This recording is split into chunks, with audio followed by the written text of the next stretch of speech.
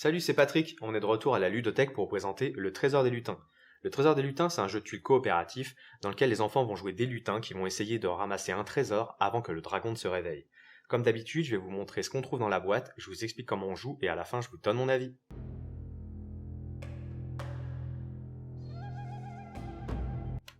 Dans la boîte du Trésor des lutins, on va trouver 4 jetons clés, 1 jeton sucrerie, 37 tuiles, 27 tuiles chemin et 10 tuiles dragon, 2 dés spéciaux qui vont nous servir à la mise en place, et un plateau de jeu.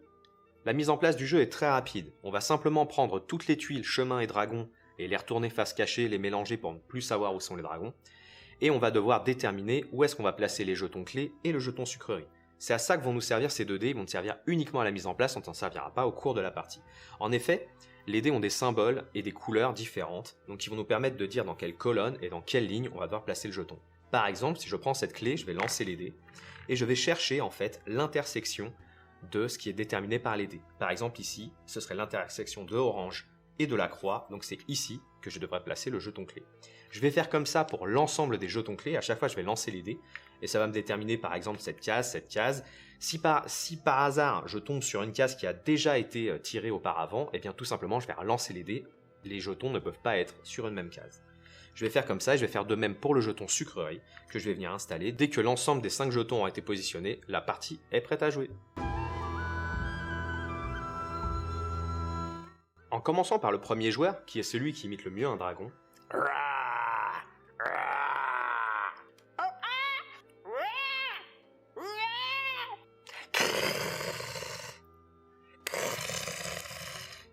à son tour, le joueur va simplement piocher une tuile au hasard et devoir la positionner sur le plateau en commençant au début par la case de départ qui est celle-ci, qui est donc en haut à gauche.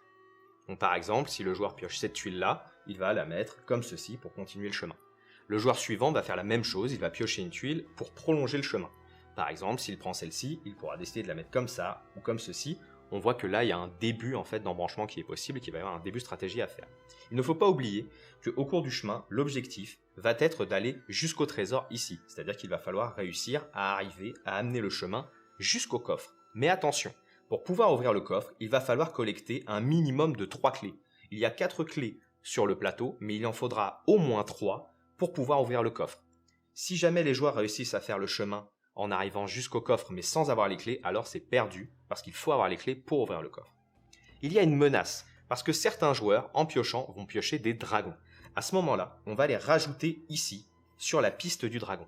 Et pareillement, si la piste du dragon se remplit avant que les joueurs ne soient parvenus à arriver, la partie sera perdue, il faudra recommencer pour essayer de la gagner. Le jeton sucrerie est une sorte de joker. Il n'est pas du tout obligatoire pour gagner la partie, mais si les joueurs réussissent à passer par le jeton sucrerie, ils vont pouvoir le positionner ici, et ce sera encore une fois une sorte de joker, quelque chose qui va leur permettre d'éliminer une tuile dragon. En effet, ils pourront décider à tout moment du jeu de prendre une tuile dragon et de la positionner par-dessus, donc ils pourront le faire une seule fois, mais tout de même, et ça leur donnera donc une opportunité de plus de faire que le dragon n'arrive pas avant que eux-mêmes arrivent au coffre. Les joueurs vont jouer ainsi tour à tour, piochant une tuile, la rajoutant soit au chemin si c'est un chemin, soit au dragon si c'est un dragon, et on va jouer comme ça jusqu'à ce que l'un des deux camps ait gagné, soit les joueurs, soit le dragon. Le Trésor des lutins, c'est la preuve qu'il n'y a pas besoin de faire un jeu compliqué pour faire un bon jeu. Le jeu est très simple, avec des mécaniques qui sont très basiques en fin de compte, c'est simplement des tuiles qu'on va connecter, mais pourtant ça marche. Il n'y a rien à redire sur le jeu est efficace, il est prenant, il est agréable, et ça parce qu'il y a tout qui est plutôt bien soigné. Il y a notamment une chose qui est très bien faite dans le jeu, c'est la tension ludique. En fait, le fait que le dragon vienne comme ça petit à petit s'approcher du trésor, ça crée une vraie menace et ça donne un vrai plus au jeu. C'est-à-dire que plutôt qu'avoir un simple jeu de domino et de connexion, là il y a une histoire qui se raconte et c'est ce qui fait la grande plus-value du Trésor des lutins par rapport aux autres jeux de sa catégorie. C'est cette histoire, justement, ce côté immersif qu'on ne trouve pas forcément dans les autres jeux.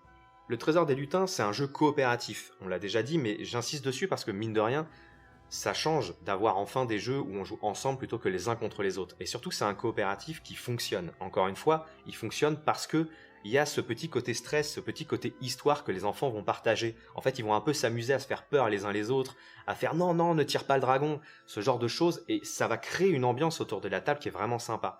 Et ça, c'est vraiment un des gros plus du jeu. Pour résumer, on peut dire que le point fort du Trésor des lutins, c'est qu'il n'a pas vraiment de point faible. Le matériel est sympa, il est agréable à utiliser, les graphismes sont cool, ils rappellent les légendes et les contes de fées. Les règles sont simples, elles sont faciles à expliquer, faciles à jouer. Il y a une tension ludique, on a envie d'y rejouer. Le jeu n'a pas vraiment de défaut en fait. Le jeu est juste bien fait et c'est très agréable à jouer et c'est pour ça qu'on voulait vous le présenter aujourd'hui parce que vraiment c'est un jeu qui mérite d'être testé. J'ai pas grand chose de plus à ajouter sur le Trésor des Lutins si ce n'est testez-le. En tout cas, si la vidéo vous a plu, n'hésitez pas à la liker et je vous dis à très bientôt pour une prochaine.